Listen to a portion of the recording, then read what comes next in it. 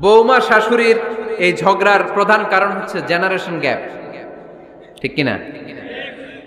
শাশুড়ি এক জেনারেশনের আর বৌমা আরেক জেনারেশনের। শাশুড়ি ভাবে একরকম, বৌমা ভাবে আরেক রকম। শাশুড়ি চায় বউর উপর খবরদারি করতে, বউ চায় শাশুড়ির উপর খবরদারি করতে। এই ডমিনেটিং এর কারণে কিলাকিলি আছে না নাই? আহা, এটা ঠিক না।